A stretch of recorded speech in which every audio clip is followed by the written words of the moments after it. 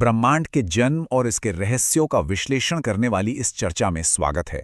बिना किसी देरी के सीधा मुद्दे पर आते हैं। जरा सोचिए, हमारा ब्रह्मांड आखिर कितना विशाल है। ये इतना बड़ा है कि इसकी पूरी कल्पना कर पाना भी इंसानी दिमाग के लिए एक बहुत बड़ी चुनौती है।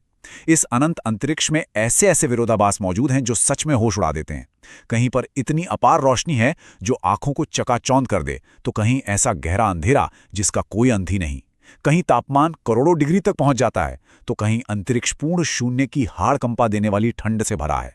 कहीं ऐसे तारे हैं जिनका घनत्व हमारे सूर्य से भी करोड़ों गुना ज्यादा है, तो कहीं समय जैसी किसी चीज का कोई अस्तित्व ही नहीं है। आज हम सिर्फ कुछ फैक्ट्स नहीं पढ़ेंगे, बल्कि उस महाविस्फोट की यात्रा पर चलेंगे जिसने हमारे पूरे अस्तित्व की नींव रखी। 93 अरब, बिल्कुल 93 बिलियन लाइट ईयर्स। ये कोई मामूली नंबर नहीं है। ये हमारे आज के ऑब्जर्वेबल यूनिवर्स यानी दृश्य ब्रह्मांड का व्यास है।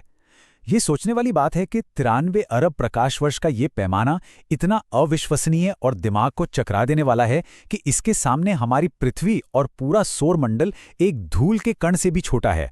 और याद रहे, ये सिर्फ ब्रह्मांड का वो हिस्सा है जिसे हम सैद्धांतिक रूप से देख सकते हैं, और ये लगातार बढ़ता ही जा रहा है। तो यहाँ सबसे अहम बात यह है कि इस अकल्पनीय विशालता को मापा कैसे जाता है।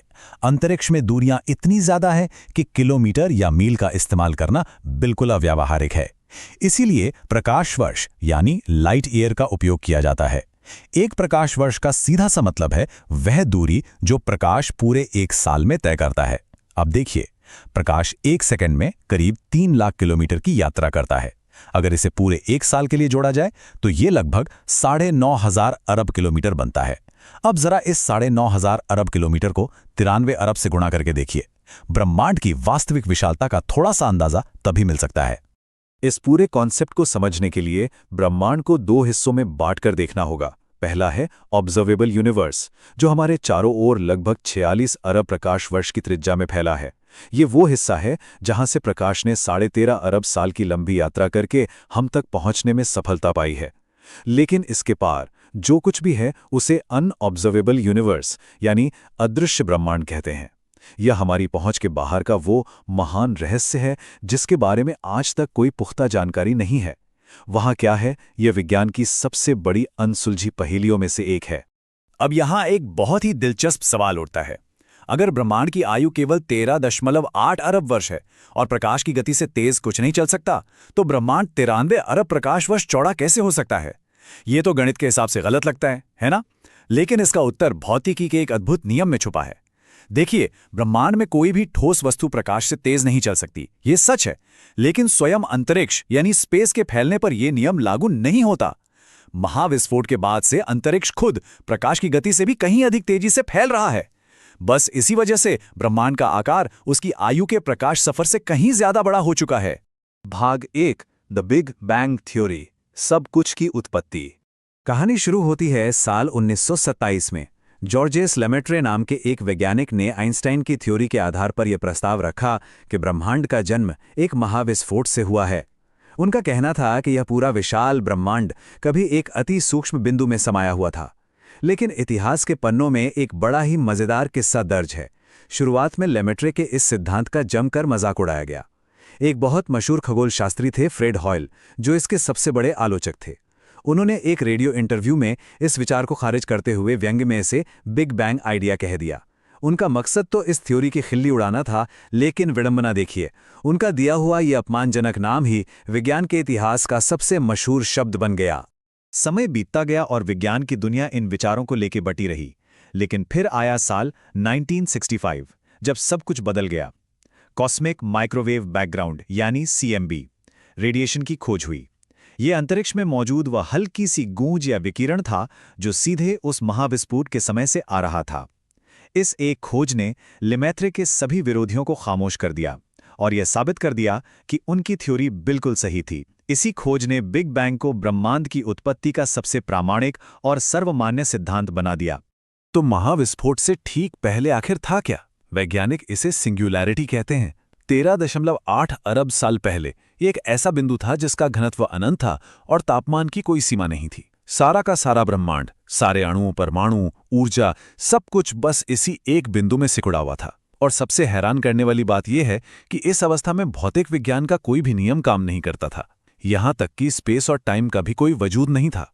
भाग 2 फ्रॉम डार्कनेस टू स्टारलाइट, अंधेरे से तारों तक। अच्छा, अब इसकी गहराई में उतरते हैं। इस रहस्यमयी अवस्था में अचानक से एक महाविस्फोट हुआ। अब ध्यान देने वाली बात यह है कि ये कोई ऐसा विस्फोट नहीं था जो किसी खाली जगह में हुआ हो, क्योंकि तब कोई जगह थी ही नहीं। ये स्वयं स्पेस का विस्फोट था, और ये सब कुछ 1 सेकंड के भी करोड़वें हिस्से से कम समय में घटित हुआ। सबसे पहले हुआ द ग्रेट एक्सपेंशन, जहां स्पेस का निर्माण हुआ। इसके बाद आया प्लैंक टाइम। इस समय ब्रह्मांड का तापमान कितना था, ये सुनकर होश उड़ जाएंगे। 1 के पीछे 32 शून्य लगा दीजिए, इतना प्रचंड तापमान। लेकिन फिर ब्रह्मांड तेजी से फैला और सिर्फ 1 माइक्रोसेकंड होते होते ये ठंडा होकर 10 अरब डिग्री तक आ गया। सब कुछ एक उबलते हुए प्लाज्मा की अवस्था में था। ब्रह्मांड का ये उबलता हुआ प्लाज्मा रूप कोई 1 या 2 दिन नहीं, बल्कि पूरे 3,80,000 सालों तक ऐसा ही रहा। महाविस्फोट के बाद के इन शुरुआती 3,80,000 वर्षों में ब्रह्मांड धीरे धीरे विस्तृत होता रहा और उसका तापमान गिरता रहा। ये कालखंड ब्रह्मांड के इतिहास में एक बहुत ही खास नाम से जाना जाता है। इस काल को द डार्क टाइम कहते हैं। अक्सर लोगों को लगता है कि बिग बैंग कोई बहुत चमकदार और आग से भरा धमाका रहा होगा, लेकिन ये एक बहुत बड़ा मिथक है। बेशक गर्मी अपनी चरम सीमा पर थी, लेकिन वहां पूर्ण अंधकार था, खूब अंधेरा। ऐसा इसलिए क्योंकि ब्रह्मांड अभी भी प्लाज्मा अवस्था में था और अब तक कोई भी परमाणु या एटम नहीं बना था, और बिना परमाणुओं के प्रकाश का अस्तित्व संभव ही नहीं है। इसलिए वो प्रचंड गर्मी पूरी तरह से अंधेरे में लिपटी हुई थी। ये समझना बहुत ही शानदार है कि ब्रह्मांड में पहली बार रोशनी आई कैसे। डार्क टाइम के अंत तक ब्रह्मांड इतना ठंडा हो चुका था कि प्रोटॉन और न्यूट्रॉन आपस में मिलने लगे। इससे ब्रह्मांड को अपना सबसे पहला परमाणु मिला, हाइड्रोजन। इसके बाद गुरुत्वाकर्षण ने अपना खेल शुरू किया और हाइड्रोजन के परमाणुओं को मिलाकर हीलियम का निर्माण किया। इन गैसों के बादलों के भारी दबाव से जबरदस्त घर्षण पैदा हुआ और अचानक ब्रह्मांड के पहले तारों ने जलना शुरू किया। करोड़ों सालों का घना अंधेरा छट गया और ब्रह्मांड पहली बार तारों की रोशनी से जगमगा उठा। भाग 3 द बर्थ ऑफ अर्थ, पृथ्वी का जन्म। चलिए आगे बढ़ते हैं और देखते हैं कि यह सफर कैसे विकसित होता है। तारों और आकाशगंगाओं का यह निर्माण कार्य अरबों सालों तक चलता रहा। आज से लगभग 4.5 अरब साल पहले अंतरिक्ष में गैस और धूल के एक विशाल बादल के ढहने से हमारे सौरमंडल का निर्माण हुआ और इसी के साथ हमारी पृथ्वी जन्मी। लेकिन शुरुआती पृथ्वी आज जैसी नीली और शांत बिल्कुल नहीं थी। ये उबलते हुए लावे और ज्वालामुखियों का एक धधकता हुआ गोला थी। यह अपनी धुरी पर इतनी तेजी से घूम रही थी कि तब एक दिन सिर्फ 5 घंटे का हुआ करता था। फिर करीब 3.5 अरब साल पहले इस उबलते ग्रह पर कुछ ऐसा हुआ जिसने पूरी कहानी बदल दी। पहले कोशिकीय जीवन का जन्म। लेकिन एक आग के गोले से जीवन तक का ये सफर तय कैसे हुआ? जैसे जैसे पृथ्वी ठंडी होने लगी, इसके वातावरण में मौजूद भाप पानी में बदलने लगी। फिर शुरू हुई बारिश, और ये कोई आम बारिश नहीं थी। ये ऐसी बारिश थी जो सैकड़ों हजारों सालों तक लगातार बिना रोके होती रही, जिससे हमारे विशाल महासागर बने। इन्हीं गहरे पानी में हाइड्रोजन, ऑक्सीजन और कार्बन के जादुई मेल से अमीबा और पैरामीशियम जैसे सिंगल सेल जीवों का उदय हुआ। इवोल्यूशन का ये चक्र चलता रहा और इन्हीं सूक्ष्म जीवों से आगे चलकर मल्टी सेल्युलर जीवों का निर्माण हुआ। भाग 4 life and our universe future, जीवन और ब्रह्मांड का भविष्य। सिंगुलैरिटी के उस एक बिंदु से लेकर आज की जीवंत पृथ्वी तक ब्रह्मांड ने 13.8 अरब सालों का एक अकल्पनीय सफर तय किया है। 200 अरब। वैज्ञानिकों के एक ठोस अनुमान के मुताबिक आज हमारे ऑब्जर्वेबल यूनिवर्स में 200 अरब से भी ज्यादा गैलेक्सीज मौजूद हैं। हर एक आकाशगंगा में अरबों खरबों तारे और अनगिनत ग्रह हैं।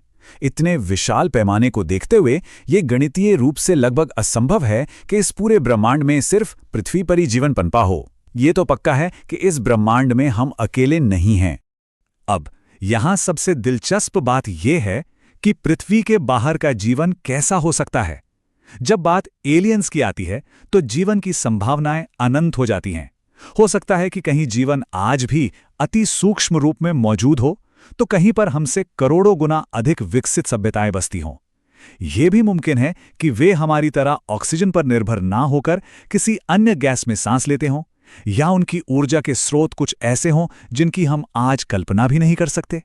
इस अनंत अंतरिक्ष में जीवन किसी भी रूप या परिस्थिति में मौजूद हो सकता है।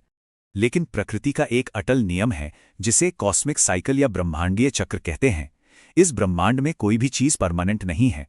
हर तारे, हर ग्रह और हर आकाशगंगा का एक जीवन काल होता है। निर्माल और प्रलय की यह प्रक्रिया लगातार चलती रहती है। इसी नियम के तहत यह तय है कि जिस ब्रह्मांड को आज हम जानते हैं उसका भी एक न एक दिन अंत जरूर होगा। सब कुछ अंततः समाप्त हो जाएगा।